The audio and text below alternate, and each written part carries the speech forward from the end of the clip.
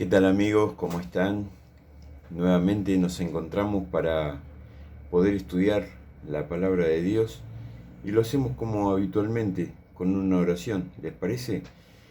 Querido Dios, que tu Santo Espíritu nos ilumine en este día para que al resumir el estudio de esta semana podamos hacerlo con la seguridad de que tú nos has estado guiando y nos has querido enseñar algo importante para nuestras vidas.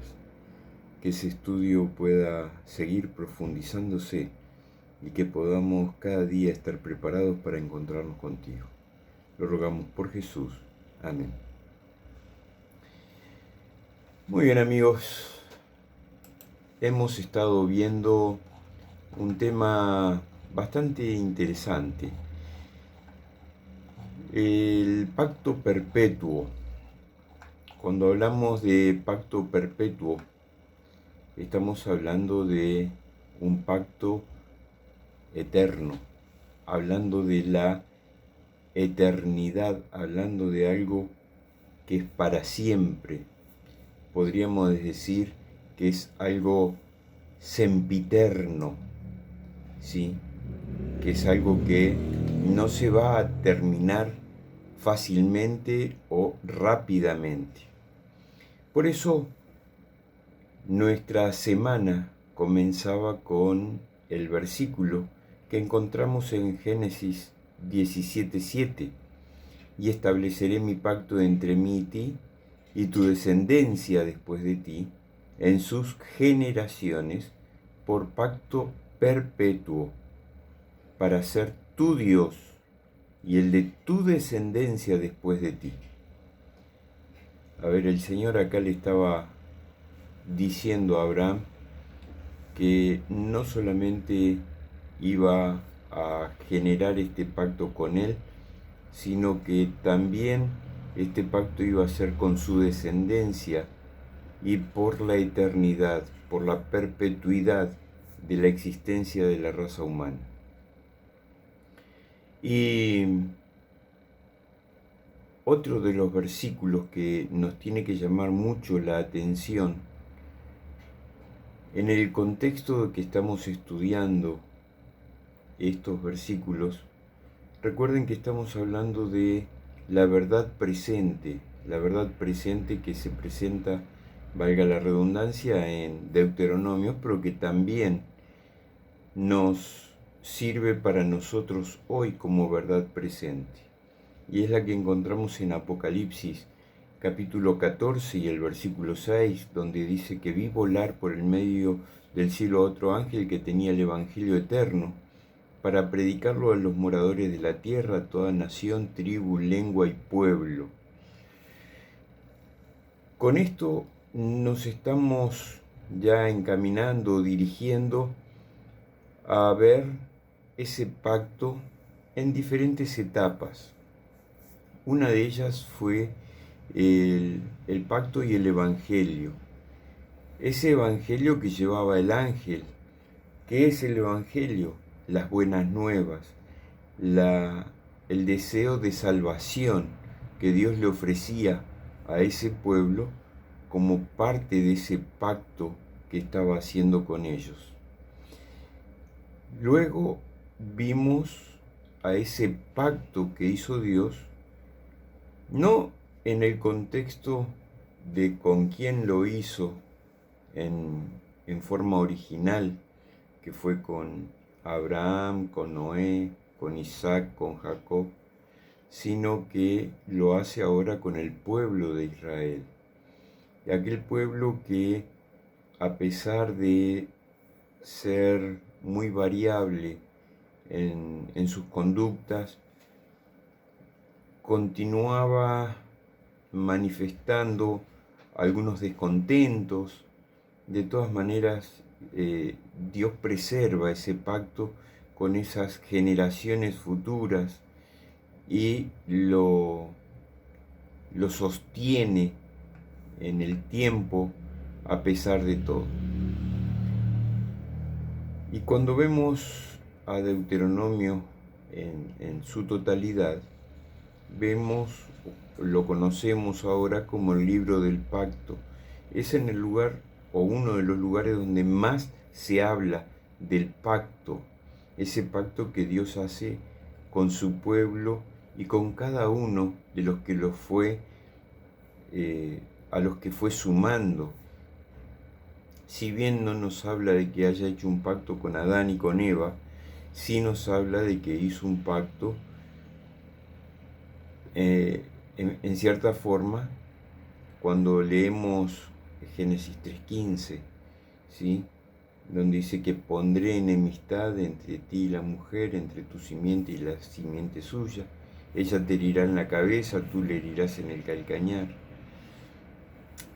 Es decir, intrínsecamente el Señor le está mostrando que Él va a estar velando incluso por ellos como pueblo. Ese libro, ese pacto, ese berit, como se dice en hebreo, le muestra al pueblo de Dios la realidad en la que está viviendo. En aquel entonces el pueblo de Israel vivía una realidad complicada. Habían salido de la esclavitud, habían salido de la servidumbre, habían salido de la idolatría y eran transportados, eran llevados por la mano de Dios a través del desierto para ir a un lugar que se les había prometido. Sin embargo, ellos todavía añoraban y se quejaban en contra de Dios por lo que habían vivido en Egipto, porque tenían comida, porque tenían sus casas, porque tenían sus comodidades en cierta forma. Y cuando aquel pueblo que salió en poco tiempo se encuentra frente a la ciudad prometida, aquel pueblo protestando porque los espías habían traído un informe no apropiado como el que ellos hubieran querido escuchar, entienden de que era imposible tomar aquella tierra. Sin embargo, Dios en su paciencia y en su amor, y queriendo destruir aquel pueblo, inmediatamente intercede en Moisés, pidiéndole que no los destruya, que no los mate. ¿Cómo serían vistos? ¿Cómo sería visto él como Dios frente al resto de las naciones, sabiendo que los había sacado de Egipto, los llevaba a algún lugar especial y ahora los mataba en el desierto? No tenía mucho sentido. E incluso Moisés pone a disposición de Dios su vida para que salve a este pueblo. Pero Dios no destruye al pueblo. En realidad lo que destruye de aquel pueblo, porque era un pueblo, su pueblo especial, los castiga haciéndolos dar vueltas y vueltas por el desierto durante 40 años. Un año por cada día que los espías estuvieron recorriendo aquella ciudad para traer un informe. Y entonces, por cada día que aquellos hombres estuvieron arriesgando sus vidas, espiando, viendo cómo poder tomar la ciudad, los hace andar por el desierto. Ciertamente vuelven a ese lugar para tomar la ciudad. Y allí ya, como pueblo especial, encontramos que ya no eran un puñado grande, como habían salido de Egipto, sino que ya eran una muchedumbre, eran una multitud que era el resultado de la bendición que Dios había hecho con Abraham, que sus generaciones iban a ser benditas y que iba a ser incontable como las estrellas del cielo, como la arena del mar. Y bien, allí estaban, en una gran multitud para enfrentarse a esta nueva tierra. Y finalmente terminamos viendo a este pueblo que, a pesar de estar a los pies de Dios, porque estaban al borde del Sinaí, mientras Dios hablaba con Moisés, Dios le estaba dando las tablas de la ley.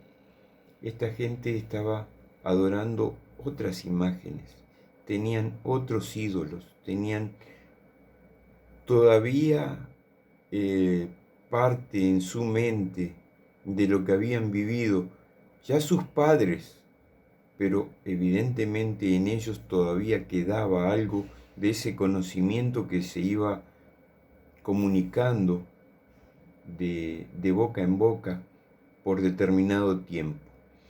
Y entonces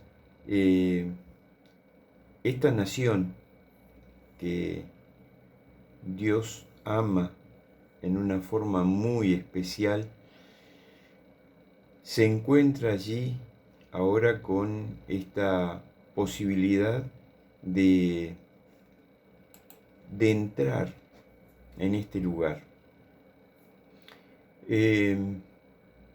Hay un par de frases que me gustaría leer con ustedes y hay una muy especial que dice: el evangelio predicado a Abraham, por medio del cual tuvo esperanza, es el mismo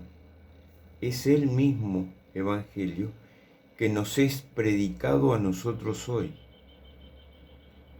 mediante el cual tenemos esperanza.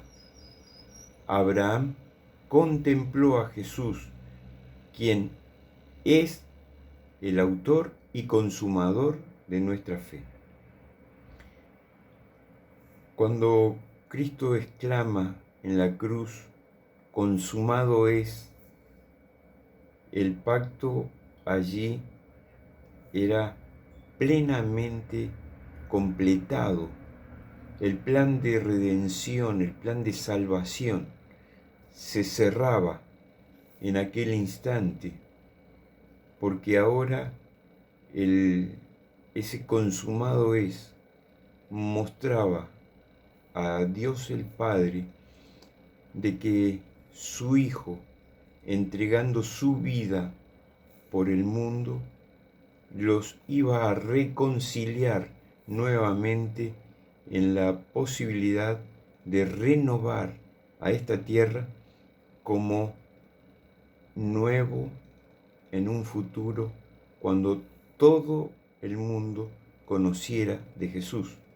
Por eso la orden es: id y predicad este evangelio a toda nación, tribu, lengua y pueblo, según lo que exclama el ángel de Apocalipsis 14. ¿Cómo podemos meditar nosotros en estos temas? Bien, una de las reflexiones que podemos hacer es que podemos dividirlo en tres partes. Primero, lo que Dios creó, o incluso hasta antes de crearlo, Dios ya había preparado un plan alternativo de salvación. Un plan que, a pesar de lo que el hombre o la mujer decidiera, iba a ser en beneficio de ellos. El otro es cómo estamos viviendo nosotros este presente, esta verdad que tenemos y que conocemos, y cómo podemos aprender de los errores de Israel, de aquel Israel que dio tantas vueltas por el desierto para poder llegar a la ciudad prometida. Hoy nosotros estamos dando vueltas en este mundo pensando que el Señor va a demorar su venida. El Señor no demora su venida, como muchos la tienen por tardanza. El Señor es paciente, es justo, es benévolo y nos está teniendo suficiente paciencia para que nosotros podamos darnos cuenta que sin una entrega total a su vida, sin una entrega a ese pacto que en definitiva ha cumplido solamente Él. Sin embargo, Él nos ha pedido que nosotros cumplamos nuestra parte. ¿Cuál es nuestra parte? Cumplir esa ley que Él nos dejó, que son sus 10 mandamientos. ¿Sí? Por lo tanto, es importante que nosotros pensemos en cómo vamos a responderle a Dios ante este llamado que nos está haciendo hoy. Y yo creo que podemos cerrar nuestro estudio con una reflexión que encontramos en el libro Palabras de Vida del Gran Maestro, escrito por Elena de White, una escritora cristiana, que nos dice: nosotros mismos debemos todo a la abundante gracia de Dios. ¿Qué era la gracia? El don, el regalo, lo que Dios nos brinda sin ningún pedido de nada a cambio. La gracia es el pacto. La gracia en el pacto ordenó nuestra adopción. Fíjense qué interesante y qué maravilloso es saber esto.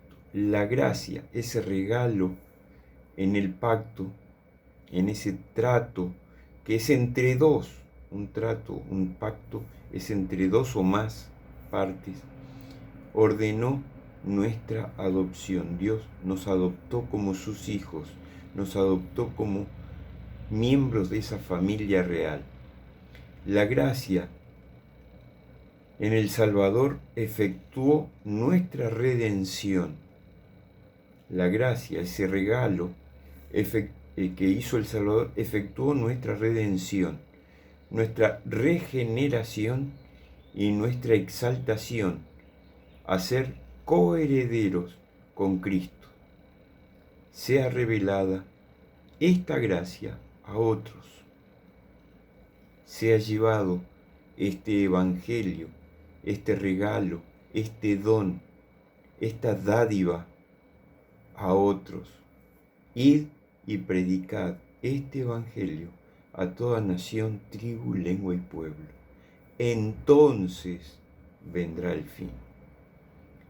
Si estamos deseosos de recibir a Cristo como nuestro Salvador, y si lo hemos recibido ya a Cristo como nuestro Salvador, parte de nuestra misión, de nuestra tarea, de nuestro trabajo, es trabajar por otros. No seguir dando vueltas como el pueblo en el desierto. Nuestro desierto ya está terminado. Ahora estamos frente a las puertas de la gran ciudad. ¿Qué vas a elegir? Que el Señor te ayude a tomar la mejor decisión en este día de preparación, donde seguramente mañana nos estaremos encontrando en su casa para adorarlo y glorificarlo. Si no lo hacemos en su casa, lo haremos en algún grupo, y si no lo haremos en algún grupo, lo podemos hacer en el lugar donde nos encontremos, pero encontrarnos con Dios finalmente, para que Él sea el glorificado y sienta nuestra gratitud por lo que Él ha hecho en nuestras vidas. Que el Señor nos bendiga, nos acompañe, nos prepare y nos haga tomar la mejor decisión. No que nos haga tomar, sino que tomemos nosotros la gran decisión de seguirlo, de dejar que el Espíritu Santo obre en nuestras vidas. Será hasta nuestro próximo encuentro, si Dios así lo permite.